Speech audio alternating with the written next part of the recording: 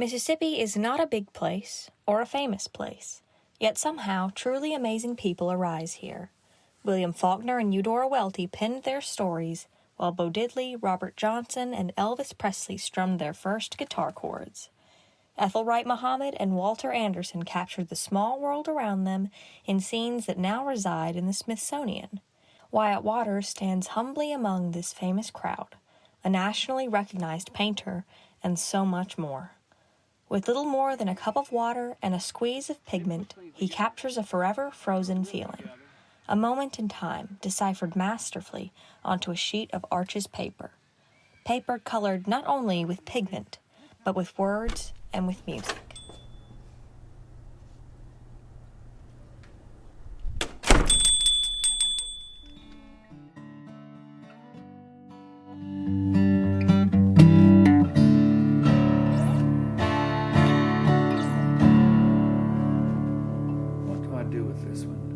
Oh, I hadn't played in about 3 weeks.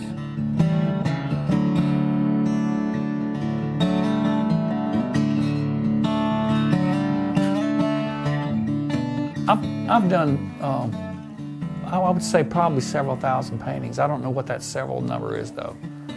So it's like McDonald's, you know, thousands and thousands served. To me, this is the beginning of the painting, not when I put my brush to the paper or my pencil to the paper. You get in a hurry and you forget all the things that make the painting work. It has to be good paint before it's something that represents what you're seeing. The thinginess of it. Like I was talking about with Miss Rose. There was a lady who taught me. I was there just last week. In fact, I was going to paint something else and I got turned down because, you know, when you work on location, you ask permission, sometimes people say no. So somebody said no that day of something I'd planned to paint. So I just went around the corner and there was Miss Rose's place, and I would walk from the school to Miss Rose's, which was over a mile. This lady taught me to read in the telephone building, which was a community room that the telephone gave. And she would teach us to read. She would read a story and we would paint the story and draw the story. So when that learning to read class was over, my mother talked to her about teaching me art classes. She wasn't teaching art classes. I asked two of the guys who were in the classes with me, Bobby Fancher, and Frank told me something like, said, yeah, Miss Rose was babysitting us one day and the next day it was art class. So it was really babysitting, but she really taught real stuff. So I had all those years of the basics from her, which turned out to be pretty good. And she was a student of Marie Hulse, who was a very important person in the Mississippi art world. I enjoyed making scribbles as much as anything as a kid. And like, you know, throwing paint on the floor that my mom let me do. That was fun. You gotta have fun. If you don't have fun with this, no one's gonna. A good painting, I believe, has to have conflict. And it has to have something that you resolve with paint. If you can see it and it's interesting to see, if you're having a good experience looking at this, or if it means something to you, it ought to be a painting. When something's right and it's really right, it's right for a lot of reasons usually. I've been writing songs since I began playing the guitar. I really wanted to play the guitar when I was a kid.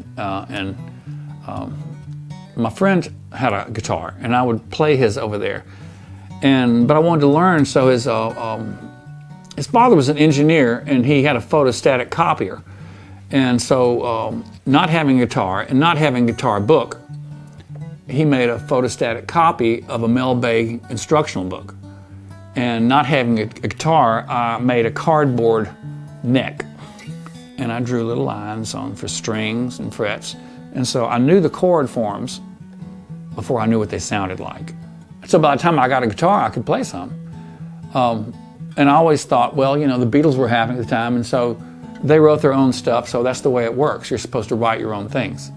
I mean, like in painting, you're not supposed to paint Van Gogh's Starry Night over and over and over. And I thought, well, the same thing for music. You need to make your own things, not just copy them and play other people's things. And I remember I played on TV at teen tempos, and I was so terrified that my lip, I can't do it even. The left side of my lip would just, and I think people thought I was doing it. It was so bad that I think they thought I was doing like an Elvis and Presley impersonation. And I sang songs I wrote in a turtleneck and tight pants and tassel shoes on a $5 guitar on TV. Later on in college, I would go listen to a guy named Fred Noblock, who was a really good writer in Nashville today. And he would play at Poets. And I would go to Poets and I would order cheesecake and hot tea, because those were the cheapest things on the menu. And I would sit and listen to Fred, and Fred played guitar like I had never heard. He played orchestral guitar. He did like these jazzy chord progressions, and I wanted to learn that. So I just watch him and watch his fingers, and I would go home and try to emulate that. We would play rodeos, our little band, just a drum and guitar. Rodeos, class plays, sweetheart banquets. You pull the cafeteria tables together and make a stage. But it was fun because we had things like those strobe lights you make out of record player motors. You put it in a box with a hole on the disc and it goes around. And every time it goes past that hole, it makes a flash of light. Stuff like that. I remember we played one time in the auditorium and we requested to turn the lights out for the strobe effect, to close the curtains. And they did. And we were so loud or so horrible or so repulsive that some of the teachers got up and left. And that was just like a really big deal. You know, it was, they thought it was, I don't know what they thought. They didn't tell me. I mean, I was the principal's kid, so I wasn't a bad kid. But they thought that was rebellious and bad, so I don't know. I would like to know, you know, if y'all are out there, what y'all thought my old teachers, if you think about that, you know. I don't know what they thought. They didn't like it, but it was rock and roll. There's something there, like this time of the day, how the shadows are real soft from a distance and they're real crisp from that tree that's up close. I like that stuff too. How they lean and really create a silhouette of the thing that's casting the shadow. How the shadow's just like they're connected, you know. Well, you know, I'm gonna go back to the beginning of the beginning. The beginning of the beginning was my grandfather. I never knew my grandfather on my mom's side. I heard that he was he did a lot of art, and he was also very musical, and he was very poetic. I didn't know him, of course. Only found that out much later, but I think that root has something to do with who I am and what I love and what I do. But more in my physical life, when my father moved us to Florence, Mississippi, he moved as a coach.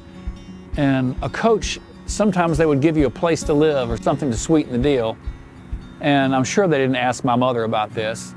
But so we got a house to live in. And I was 2.5 years old, and I can remember this. I remember we moved on a flat bed and had a rail around it. My dad let me stand up back there and hold onto the rail. But then we walked inside, and in the kitchen was a bare hot water heater, spider webs, and everything was a mess. And I remember my mother crying because it was in such bad shape. I'm sure she was not there during the negotiations and my dad accepting this position. But that was, my mom had to patch the floor with orange juice cans. And then we walked, because my dad had the car, we walked to the Western Auto, and she got this paint and put a base color down. You'd call it a base, but you could still see the repairs. So to disguise the texture of the repairs, she spatter painted, and she let me, as a 2.5-year-old, and if you knew my mother, you'd know this is the miracle of all miracles, because, you know, letting a 2.5-year-old spatter paint is just probably not in her usual way of working. And she let me spatter paint, and I did that, I did this, and that happened. And the connection between what the paint does and who you are and how it makes you feel, that is still a major influence on the way I paint. I like seeing paint go on paper. I like just the paintingness of it, the paintiness of it. That's my first memory with painting, Florence, Mississippi.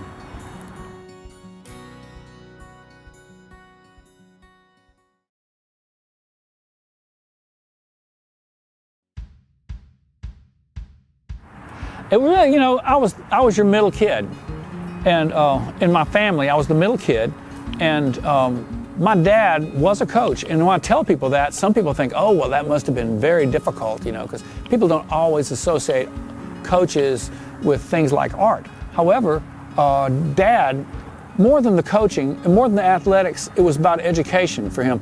He went to school, he was the first in his family to go to school on an athletic scholarship. And so when I wanted to paint, they thought it would be a good idea to get lessons for me.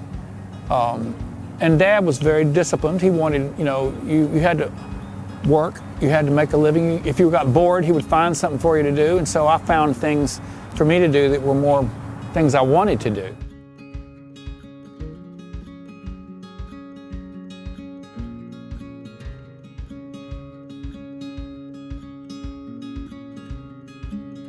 And I was still painting and drawing a lot. And we moved to Clinton when I was in the 10th grade, and that was a difficult move. I like Clinton, I do, but that was more the time because my life had been in Florence, and I was uprooted. I didn't know anybody here, and let me put it like this. In Florence, at the end of the school year, every year, everybody, to get their report cards, they would ride their horses and mules and donkeys. One guy rode a cow to pick up their report card at the end of the year. I remember I got here, and it was the end of the year, and I said, where do they park, you know, their Shetland ponies when they pick their, and they just laughed at that, you know, and it was moving from a rural, tiny place to a much bigger, more, you know, affluent place was difficult. And I didn't, because of that, I didn't want anybody to know that I painted and drew, so I didn't take any art classes. Because, you know, no one says, oh, I want to go out with him, he's such a great draftsman, you know, and they don't do that. And I knew that, so I made my art, but I didn't want anybody to know about it. But when I finally went to school, to college, I knew that college would be different. I knew that it's a chance to reinvent yourself and to find your way. And even if it was just here in town at Mississippi College, you know.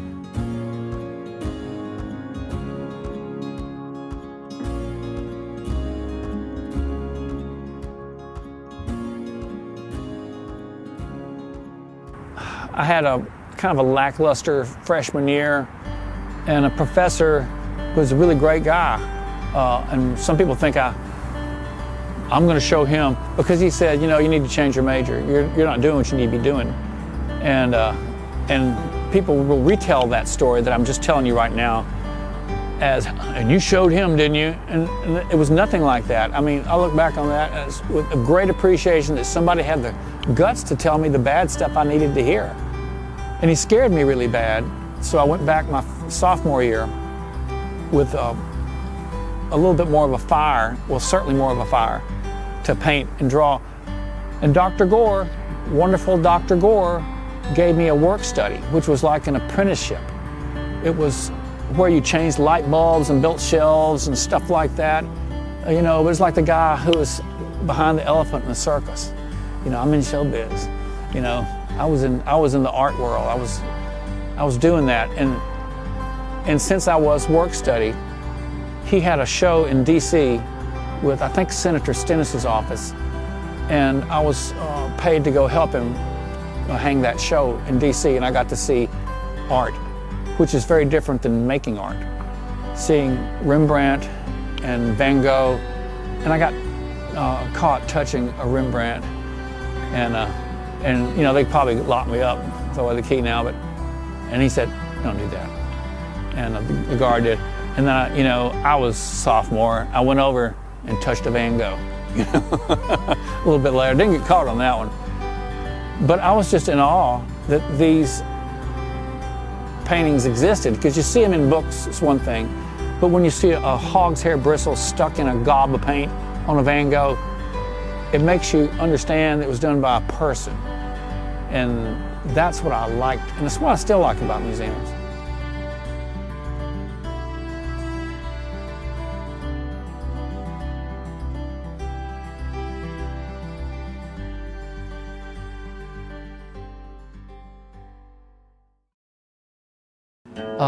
years and years of $5 portraits at flea markets. And I started that in college, really, but it continued later. But I would have a job, like I would do bad graphic art, and I would save money and then quit, and I would quit and live off of that. And when I ran out of money, I would get another job, save money, quit, paint a little while, run out of money. I did that about 3 or 4 times until I could finally get something going. But I mean, you know, art is, the sacrifices you make in art, I don't really consider them sacrifices. I was always pretty okay with everything. It wasn't like a hardship. If I'd viewed it as a hardship, I don't know that I could have continued doing that. But like, you know, every girlfriend I had in college, every girlfriend just about, I lost because, you know, eventually if things work out, you meet the family and they want to know what you want to do, and you say, okay, I want to paint, because you're being honest. And pretty soon things dissolve. And, you know, there was one lady, I saw her somewhere. I was giving a talk somewhere at a library, and they had a luncheon there, and they knew I knew her in the community. And I dated her daughter in college, and she sat next to me and she said, really nice lady, really nice family, and her daughter was sweet too. She said, Wyatt, I'm sorry. And I said, what? He said, well, you know, I was just so hard on you when you were dating my daughter. And I said, oh, that's the way it works. It's not that big a deal, you know, don't worry. But it was like that, you know, and truthfully, I'm glad it didn't work out too. I mean, you know, right now.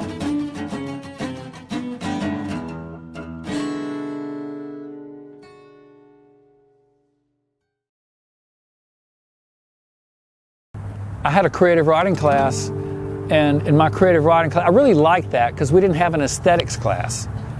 The whys of painting, what goes on in the thoughts of a painter or an artist or somebody. In my creative writing class, I learned a lot of things. I learned tension, restraint, theme and variation, stuff like that, and beginning, middle, end. Very important pieces, you know. But what I really learned along those lines that I applied more to painting was, don't say I'm going to be a writer, say I'm a writer, and then become that, or just be that. And that was empowering for me, because I thought art was made somewhere else and far from here, and that I had nothing to do with that. This place, but I saw Eudora Welty's photos too. That I really fell in love with her photography before I knew her as a writer, and they were done here, and so that made things possible. And that lady who taught me, she would say this every time I'd leave class, and when she got older, she lived to be 103. She would say it, same thing. She would say, "You're going to be an artist. You're going to have a gallery. You're going to paint. I love you. I'm praying for you."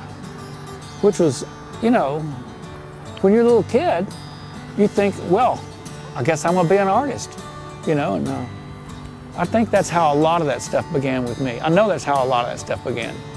The possibilities that she saw more than me.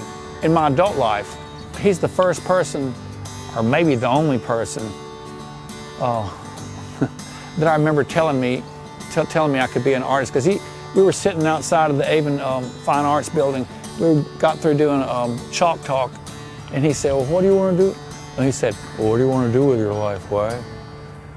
And I said, well, I want to paint. And he said, you mean like teaching or commercial or something? And I said, no, I want to just paint for a living. And then I said, but I don't really know that I can do this. I don't know that it's possible. And he said, well, sure you can do it. He was just like matter of fact about it. And you know, that was empowering too. I mean, learning how to hold a brush, how to load a brush, how to do all the technical skills is nowhere near as important as somebody telling you, nowhere near as important as someone inspiring you. Inspiring you sticks with you, and you apply it to whatever.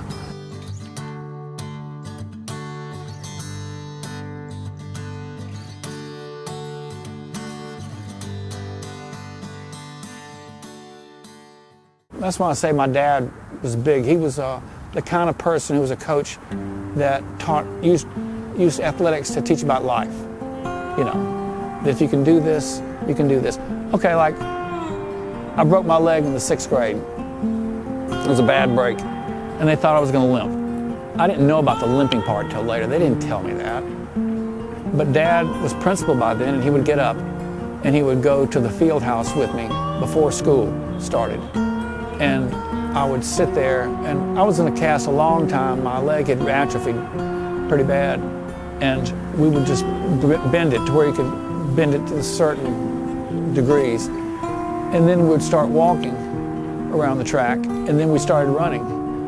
And later on, the only thing I really ever did was run track. And one of the reasons I did it was because nobody knew you did it. It shared a season with baseball, and Steve Prefontaine, you know, made it real popular later, but people just didn't care too much about track, so they left you alone.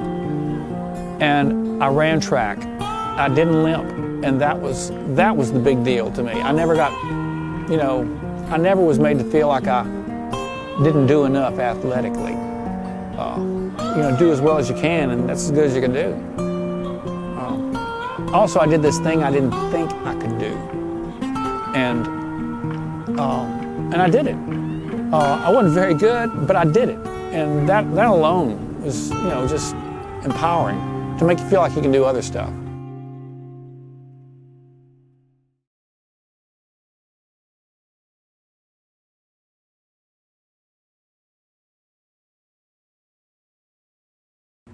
I think what got me going, the thing that I like about watercolor, that I began to like about watercolor, was that it didn't do what I wanted it to do. It did what it wanted to do, and I had to accommodate myself. It's like dancing. You know, I don't really dance, but you have a partner, and they play off you, and you play off of them, and it's a back and forth. And watercolor's like that. You know, the joke when I teach workshops now is, they say, well, how do you control watercolor? And I say, you don't. And you don't. You try to do what it does. It challenges you, though. And that's what I do like about watercolor. It doesn't do what I want it to do. And it encourages me to push things beyond what I think I can do, because I know that that little push beyond what I'm familiar with will get me into this area that will make me do something I didn't do. So it doesn't become boring.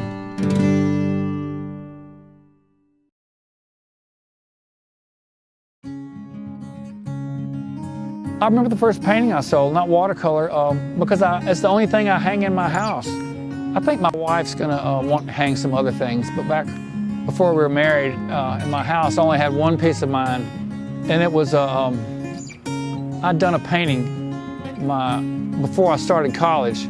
This woman wanted me to paint a painting for her son who's going to college, to encourage him to study. It was a pail of rocks with a little trowel. And some days in your education, you're just putting rocks in the bucket. But you put rocks in the bucket anyway. You just keep going. And I painted this terrible little acrylic painting. And he wound up moving to Dallas, and big real estate guy out there. And he called me a few years ago, and he said, I've got a painting. He didn't say that. He said, I want to get together with you and your mom and my mom. I got something I want to give you. And he gave me that painting, and it was so horrible. And it made me inspired that things can get better. That you can, if you keep going and you try to improve, that you can do it. And it's a very ugly painting. I didn't keep it because it was great. I kept it because it was so lackluster. And it makes me think, okay, things can change.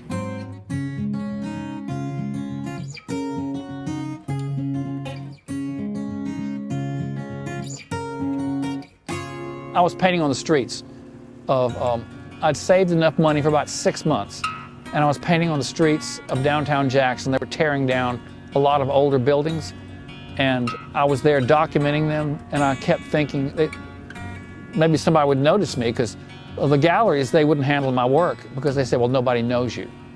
And I didn't know how to get people to know me, so I was working on location. Nobody was noticing me, but I would see this one lady every day. And then pretty near the end of, you know, not having enough money and needing to go back to work, This lady said, hey, we have a spot at the Deposit Guarantee Plaza. Could you put together a show in 2 weeks and see if somebody had bought those paintings for $25. If they'd bought those paintings, I wouldn't have had that show. She stopped and she asked me if I would have a show there, and I framed everything up in 2 weeks and we sold everything. And that was very empowering that somebody actually paid hard-earned cash, and I could get more than 25 bucks for it. When you frame up, you put $100 on it. And when you sold all those, I thought, well, this can work, you know. It was probably in 81 or 80, 81 maybe.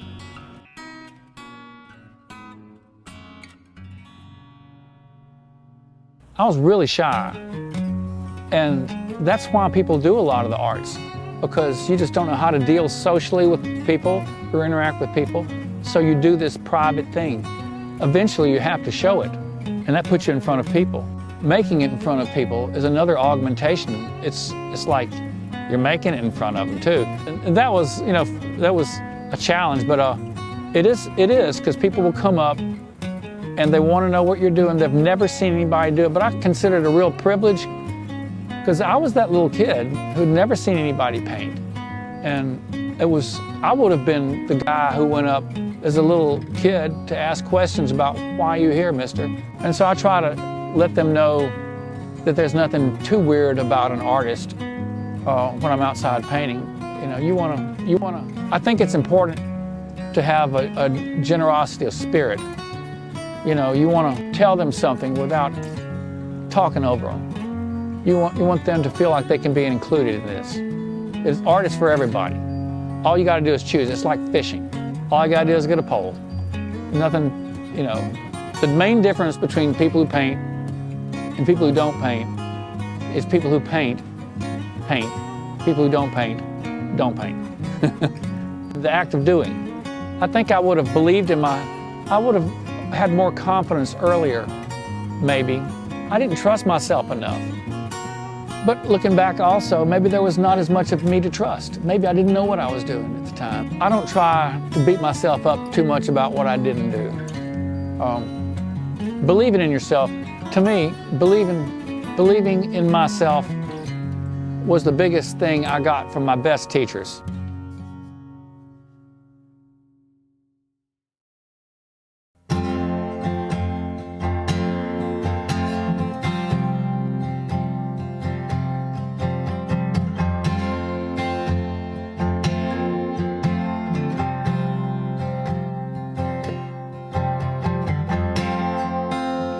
When all the static that surrounds covers up the music,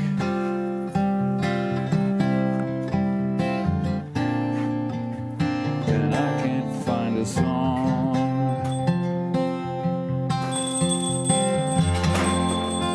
I reach out to the radio.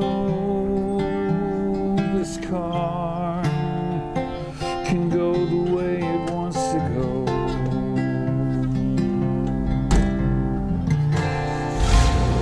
Cause I can't stand noise. Driving into the night, guided by the dashboard light. I try to tune it in,